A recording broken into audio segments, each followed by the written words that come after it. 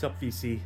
Bobby B here with another episode of Spins and Finds, whatever. It's been a little while. I filmed a video a little while ago. Ooh, that's loud, isn't it? Turn it down a bit there. I filmed the video a few weeks ago, and then everything screwed up. And anyways, it didn't see the light of day, and I just wasn't in the mood to film it again. So that's why it's been a little while. But anyways, it's nice to see you guys. Today I'm going to be focusing primarily on finds more than just spins. Well, I've spun all these finds, so I guess these are spins and finds, and you know, whatever.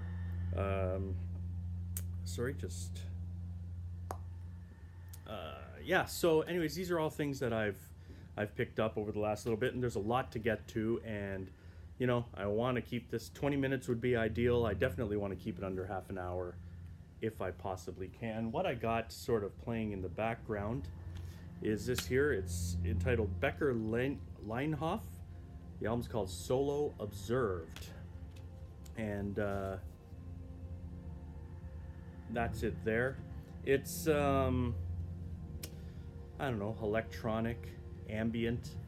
It gets quite experimental towards the middle of the album, and then the last song is rather progressive, but it's something I really like. To my knowledge, I think it came out in I can't remember the date, but it's the only album, I want to say the late 90s maybe.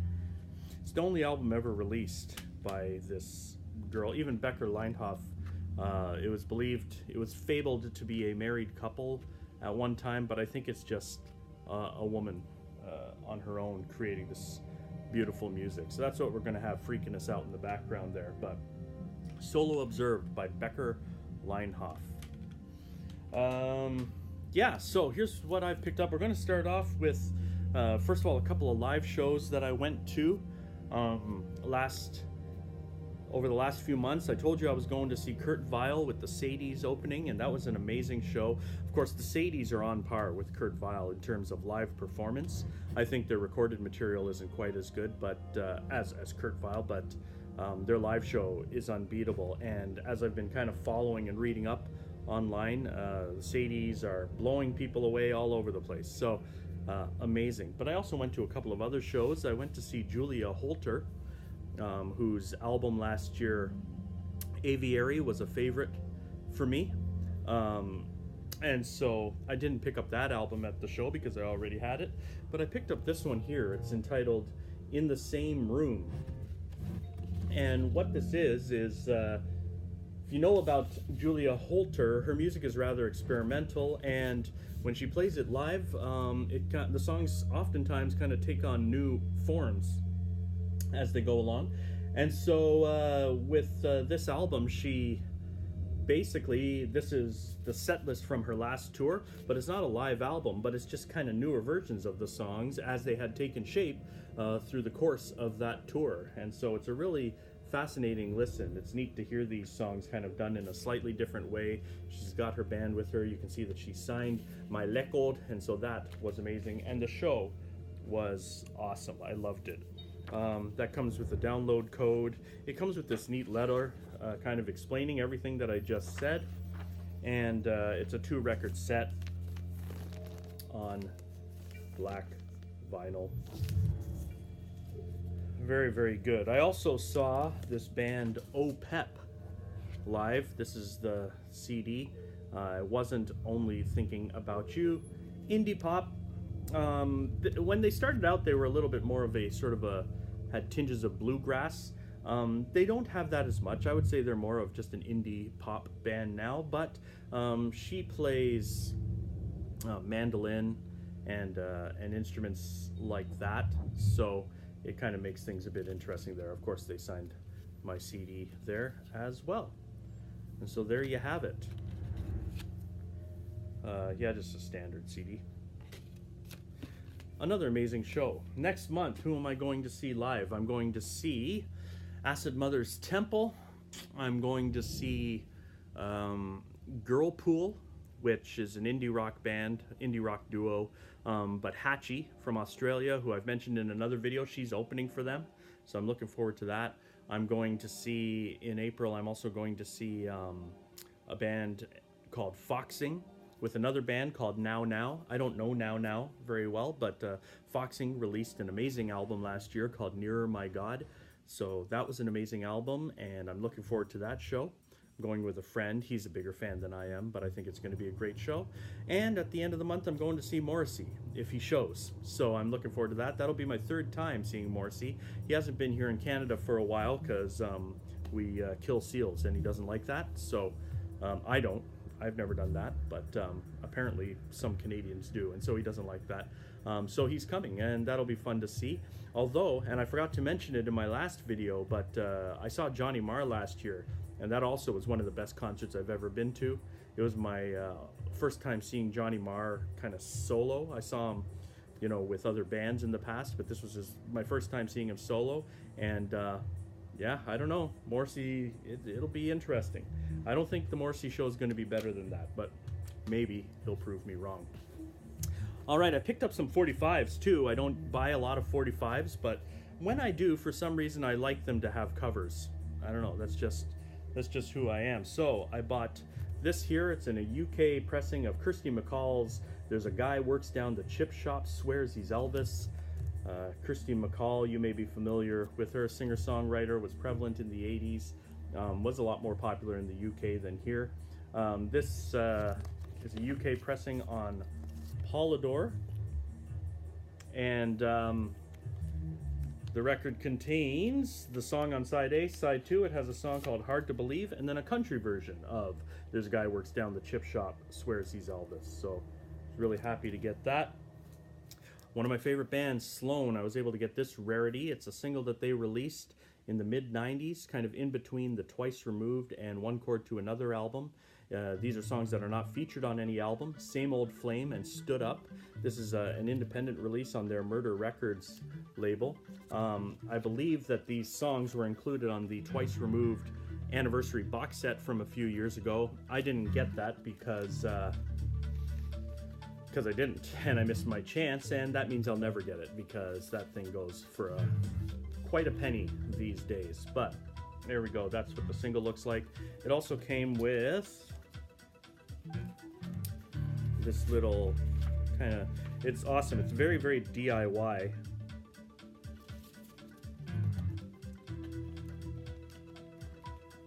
Wow, sorry. Very, very DIY. It comes with this little picture of the band and then some liner notes, handwritten liner notes. So I love this album. And then I also, 45. The song's fine. They're both good songs. Nothing out of this world, but just kind of a neat curiosity to own. And I also got this half Japanese EP. The song is called U.S. Teens Are Spoiled Bums. That's the highlight track. Side A features remixes of that song, U.S. Teens and Spoiled Bums, and a song called Silver and Catherine. They are both from an album entitled Music to Strip By. Those are, like I said, remix versions. And then side B has a couple of unreleased tracks entitled Patty Hearst and Patty Smith. I was always a big fan of half Japanese, and Chad Fair in particular. I really enjoyed his kind of style. He was sort of like Lou Reed, maybe on helium a bit or something, but he really put out some interesting stuff with Teenage Fan Club that I really, really enjoyed.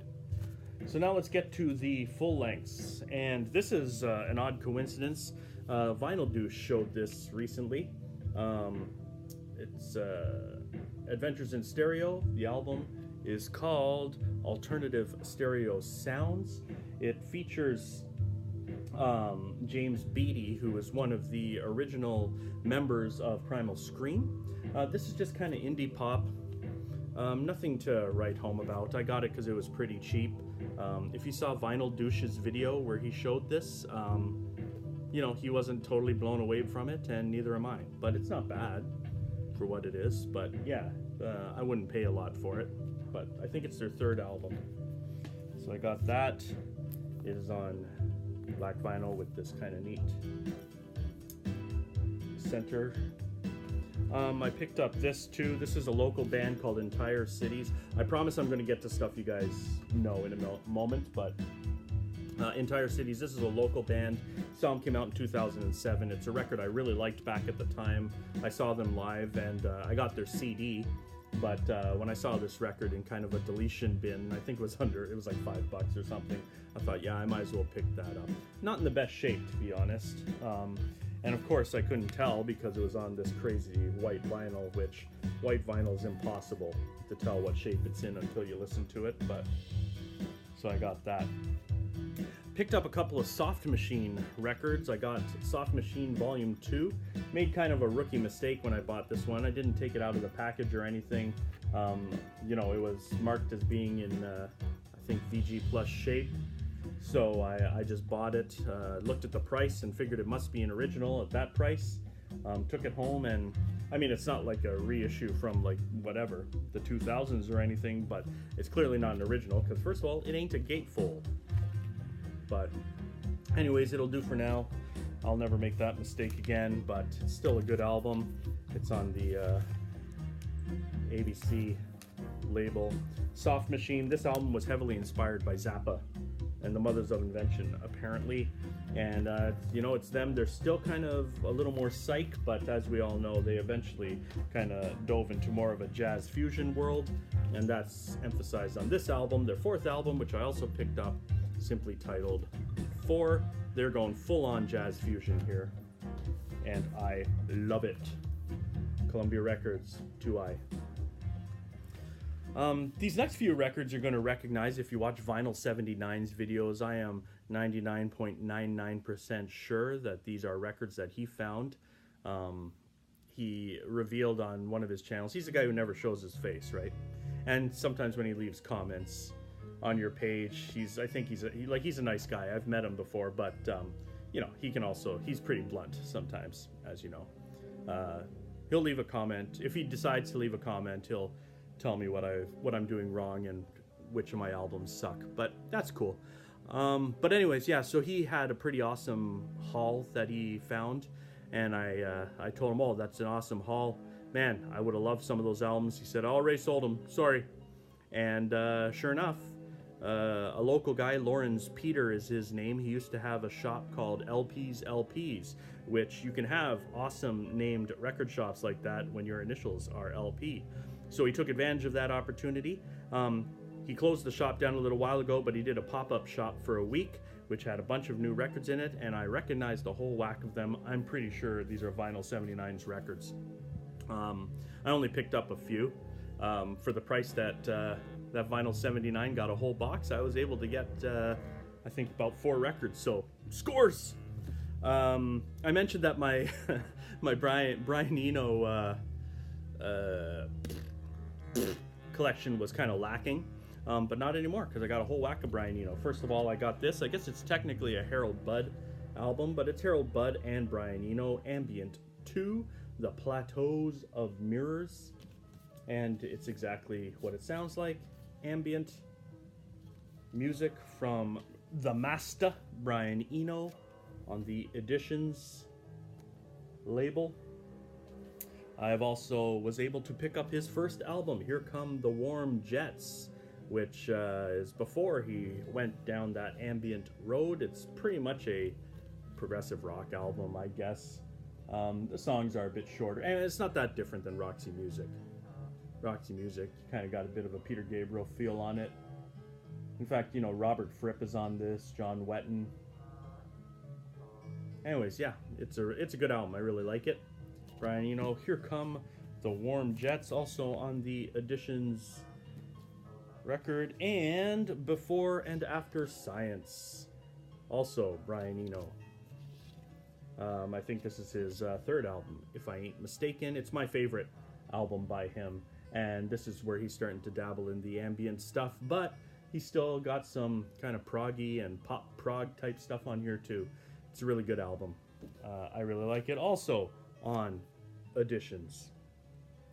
And another record that I bought from Lawrence, which was also, I believe, part of the Vinyl 79 stack, is The Cure's second album, 17 Seconds. Easily their most underrated album. I think it stands up amongst their best. It's not one that you hear about as often as perhaps some of their other albums, but I think this one is amazing. I love the instrumental moments on it. It's very atmospheric.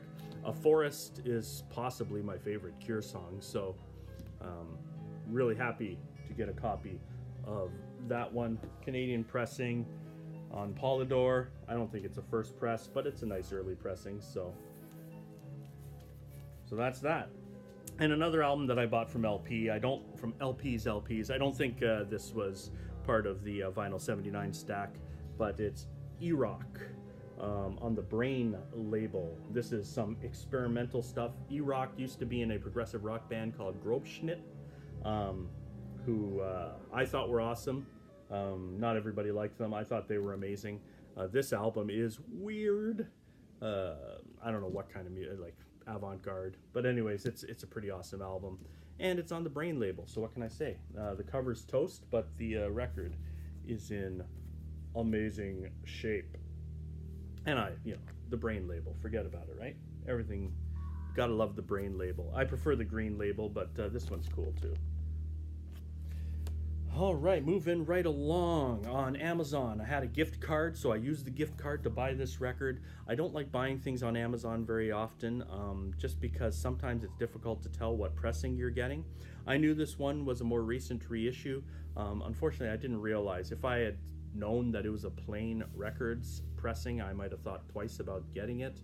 But anyways, at least I have it. Primal Scream's legendary Screamadelica album. I think this reissue came out in 2003. If you don't know this, part of the Manchester scene, neo psychedelia meets house music. It's a classic, and it's a classic for a reason. So I was really happy to have that, even if it is a plain records recording. It doesn't sound bad. There's quite a bit of sibilance in sections of it that I could do without, but anyways, here's kind of the inner. It's got this inner picture with a few notes here, and the records themselves look tasty. It's a 2-record set on this very colorful, beautiful vinyl. So ultimately, I'm happy to get that. I'm sorry it's a plain records pressing, and the sibilance is a bit irritating, but it is what it is. Another great band from the same time period, the Charlatans. This was kind of cool. I think this is a bootleg. It's the Charlatans. It's called Guardian Angels. I think it's an unofficial release. It contains some live recordings, Peel sessions. There's a Peel session from June 1990, BBC concert also from January 1990, and then one more song from the London National Ballroom in Kilburn. It's a really cool record, really nice sounding pressing. This is a UK pressing. I think that's the only place where this was ever released. Like I say, I think it is a bootleg, but yeah, I really enjoy it. It has some pretty cool. It's on black vinyl, but it has some kind of neat, inner labels there. I don't know if you could see it from the glare or not, but yeah, the Charlatans, again, also part of that whole Manchester scene. If you know what I'm talking about. You probably don't. No, you probably do. You guys probably know.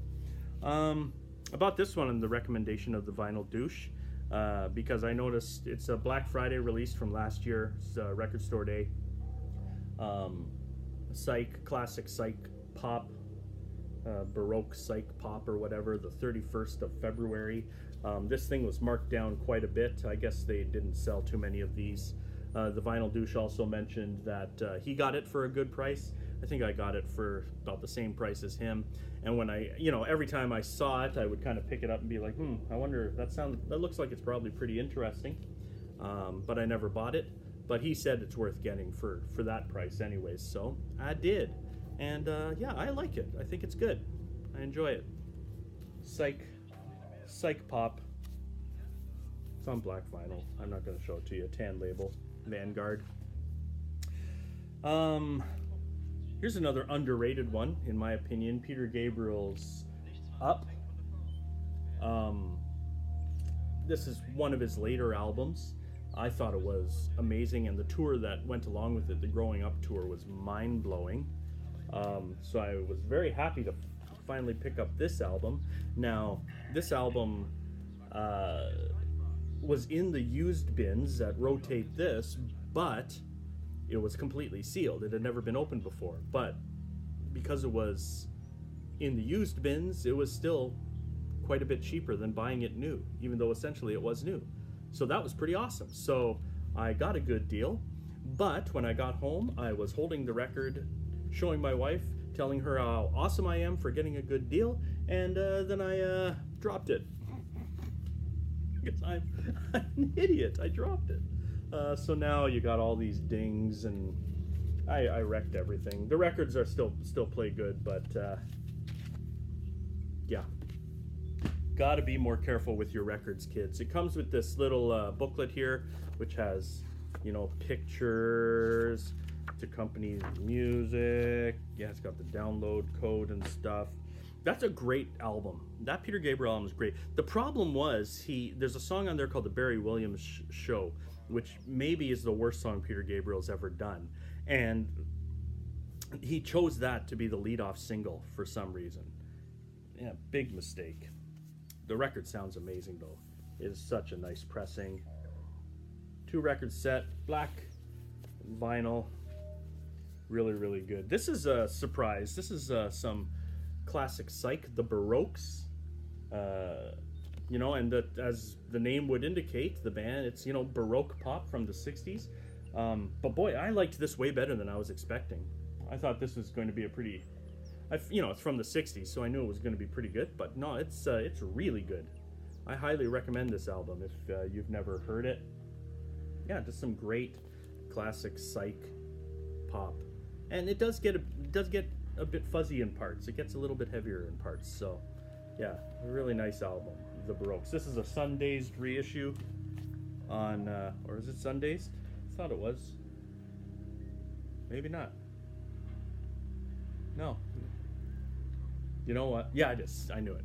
It's on Chess, but it's a Sundazed reissue on this clear orange vinyl. I grabbed this Sundazed reissue as well of the Nico's, the Marble Index. One of my favorite albums ever, I guess. Didn't make my top 100, but it's a classic. Really amazing record. Not much I can say about that I haven't said before. What I have said before, and I can say it again, is that I'm always... Myself, I've been quite impressed with Sundazed reissues. I think they do a good job, and this one sounded good also. So got it. Nico, the Marble Index. I got this one for the Zappa collection, Frank Zappa, Chunga's Revenge. I think, is it technically his first solo album? I think it is. It's a great album. Tell Me You Love Me, Rudy Wants to Buy You a Drink, Charlena. It's a classic album. Anyways, this isn't a first pressing because it isn't the gatefold. Once again, it's just the the single fold or whatever they call it, but nice to have that in the collection on reprise. My favorite band in the world, sort of, at the moment, the Brian Jonestown Massacre. I picked up their last 2 albums, so I picked up Something Else, which came out late last year. Amazing album. Again, like I don't know what, I've never dropped records in my life. I've now dropped 2 new albums in the last month, but really good. This is a nice kind of textured cover, but that's about it. And here's the inner sleeve, which if you stare at it long enough, a wormhole to another dimension will open up in your living room. It's on white vinyl. The highlight on that album is the last song. The last song, Silent Stream. It's one of the greatest psych rock songs of the last, decade. And I also got their brand new album, self-titled, The Brian Jonestown Massacre. It's their 18th album. I really, really like it. The cover is a pain, so I'm not even going to open it. It's really irritating, but it looks cool. Got kind of a mirror effect. There's a kind of a I don't know, like a skeleton, like an X-ray of a hand underneath this when you pull it out, and it is on the clear vinyl, cloudy clear vinyl. And last but not least, I got 2 albums by the Sparks. So I got their 3rd album, Kimono My House. The Sparks are a glam rock band from the 70s, very influential. I didn't have any Sparks in my collection, so the other day I saw these 2 albums for a good price, so I bought them. Kimono My House, their 3rd album, 1970 whatever, I want to say 5, sure, no, maybe 73, 75, something like that, 74 on Island Records. And then I bought their 6th album, Big Beat, on Columbia Records. There it is. So there you have it. Oh, here's the inner sleeve, lyrics, picture of the Sparks. That Kimono My House it's on a lot of popular artists' best albums of all time kind of thing. I think Morrissey called it one of the greatest albums of all time. But anyways, yeah, really good. I think I like Big Beat better than Kimono My House, even though Kimono My House is legendary. Last song on there, Equator, Test My Patience. But other than that, it's an amazing album. Guys, I talked real fast, but I hope you enjoyed that. Still, it was like half an hour. I'll be back again someday, I'd imagine, with more spins and finds and whatever. We'll see you at the record shows and the record stores and whatever. That's all I gotta say. So thanks for watching. Ciao, guys. Bye.